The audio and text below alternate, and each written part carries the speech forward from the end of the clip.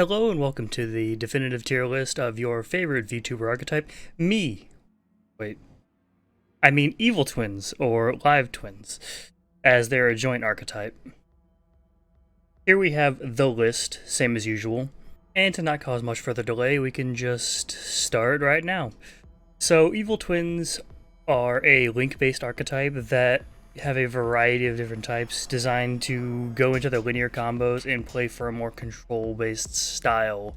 They have a lot of good cards, but a lot of cards that'll mean you basically outplayed yourself by just putting these cards in your deck. So first off, we have the first duo, Kisakil and Lilia. They both do very similar things. If they're summoned with no other monsters on the field, they can summon the opposite one or even the other names. And there's an effect where if your opponent attacks, you can gain life points and burn life points respectively. It's not going to come up a whole lot, but it's there.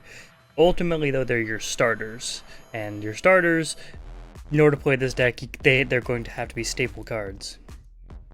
Kisakil Frost and Lilia Treat are your extenders. If you have the opposite names on the field, you can special summon them out freely, and each have grave effects that fulfill certain conditions. Kisakil Frost, when your opponent searches, you can banish this card from graveyard to draw one, and if either player takes battle damage, Lilia Treat can banish herself to drop a monster's attack points by the amount of damage taken.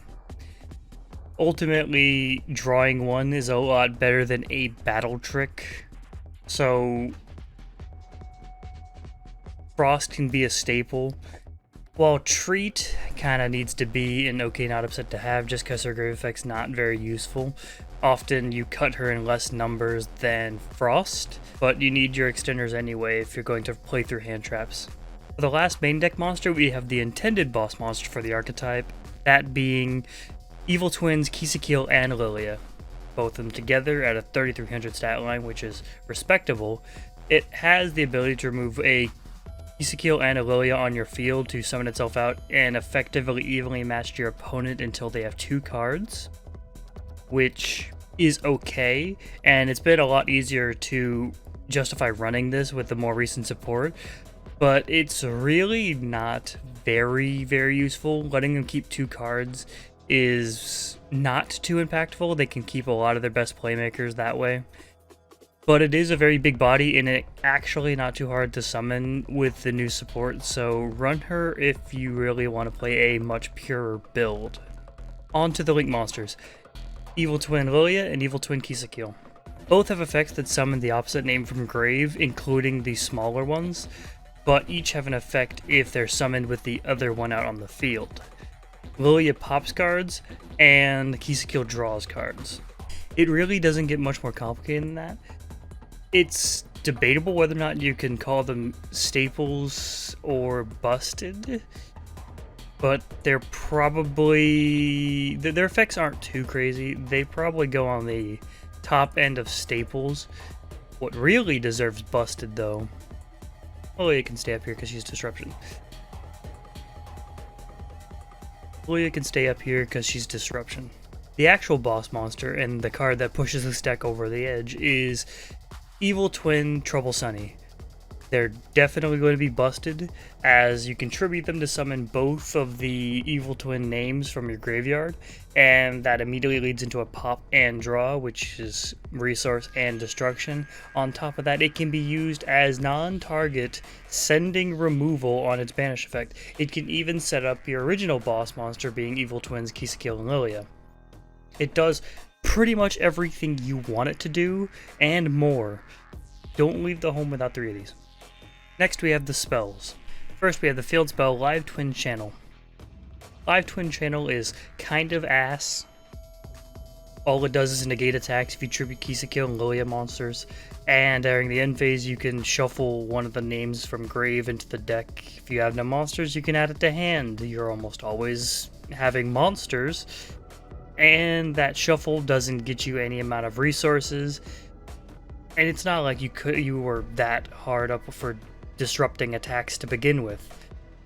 It's really just not good. It is, you will outplay yourself by playing this. Do not run it, please. Next, we have Live Twin Home. Live Twin Home is the only card in this archetype that locks you into specific monsters, that being Evil Twin monsters from the extra deck. But it is quite useful in the fact that it discards a card to special summon any of the names from deck. Its best application is to fix a fucky game state or get a starter where you have none. So it's an okay not upset to have. The lock really does hinder you quite a bit, but its flexibility probably puts it above Treat. Next, we have one of the better spells in this archetype, Live Twin Sunny Snitch. It's your searcher. It can search any of the main deck names, and it has the neat effect of burning for 200 and healing for 200 every time your opponent special summons a monster, as long as you have an Evil Twin monster around, which if you're playing the deck the way you're supposed to, you probably will, and this card stacks. So having more than one on subsequent turns can really end up having your opponent burn themselves to death if they're not careful. That added burn on top probably can push it into busted category status. It can search anything you need, and it is searchable in and of itself with the next card, Secret Password. Secret Password is a very simple card. It's essentially your spell and trap searcher for the archetype. It can search any of your Evil Twin or Live Twin spells and traps. It has an additional effect if you control a Hisakil and a Lilia monster, that you can search an Evil Twin monster, but the only target for that is going to be your boss, and you have a lot better ways of accessing it. You really don't want to be searching it. You'd rather get any of your more versatile spells and traps, including further searchers like Sunny Snitch. So it is a proper staple. I'll put it at the top end of staples. It's not crazy enough to put it into busted, but the fact that it is a starter into your other starters allows it to be an incredibly solid card. Now we have the spell and trap lineup, the first one being Evil Twin Present. Evil Twin Present should be better than it is, but it is the most useful out of the traps. It can act as a creature swap or shuffle back a set spell or trap your opponent controls. Useful, but there's probably just better traps you could be running, but it is far better than a lot of the other traps on this list, so run it by preference, really. Next we have Evil Twin GG Easy. God, these names sometimes. Like the other Evil Twin spells and traps, it has two effects. It first being, you contribute a key skill or a Lilia monster to give its attack to the opposite name, which is frankly dog water. And then you have an effect that negates the activation of card effects that would destroy. Just the activation. In a deck that doesn't really care about being removed all that much. So in combination of a mediocre attack boost and a lackluster protection effect, at least it's on a continuous trap, but it's still not good. More playable than Channel, but it's still not good. Next we have Evil Twin Challenge. Evil Twin Challenge is actually kind of interesting, as it's effectively a World Legacy Awakens for the archetype. You can special summon a name, and you have the option to link summon immediately after this effect resolves. There is interesting applications for this card, but ultimately it is usually unnecessary, as this deck does not have a hard time fetching the cards it needs from the graveyard. So you can realistically run it however you feel like it. There are options for it. We'll put it in highest of tech choice because I feel like it's very usable. It's just, you need to know why you're using it and what you're using it for. And we have the last card, which isn't even really a Evil Twin or Live Twin card, but it is related by artwork and came out in a set which also supported the archetype. That being Boo Boo Game. Or in the OCG, it's called Booby Game. Who let that shit slide? Like, for real, Konami, come on. Regardless of that, it is a trap that is too bad to even tell you what it does. It is not worth considering. I don't want to acknowledge that this card even exists. Please, get it out of my face. You will lose if you play this card. This is my own personal Evil Twin list. It's geared a lot more for competitive play. There is a lot more hand traps in here than normal, just because the combo lines are very linear and usually just have one card starters, so you have a lot of hand traps to back up your play lines. And a lot of hand traps for Crossout Designator over here.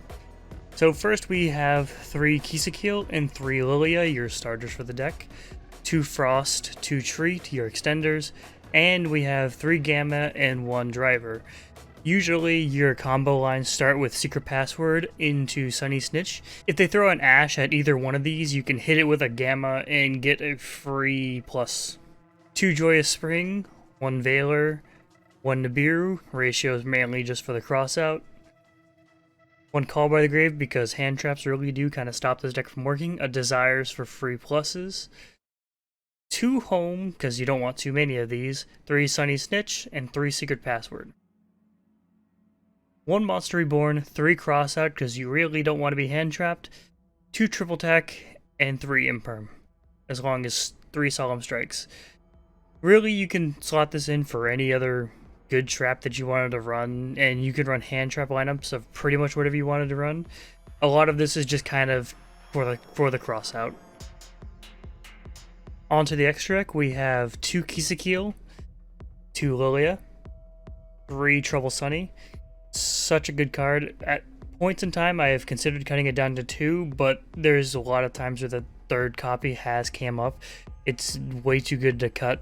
1 IP Masquerena for the Link Disciple and Link Devotee play. Underworld Goddess of the Closed World.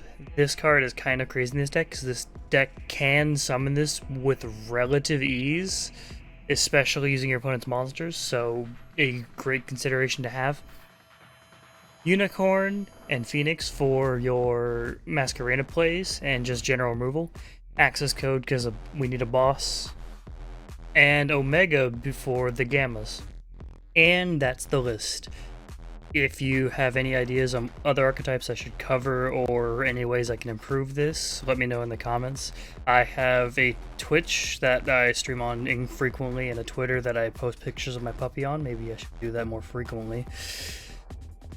And like and subscribe if you even remotely enjoyed yourself. Until the next video, support your favorite VTubers.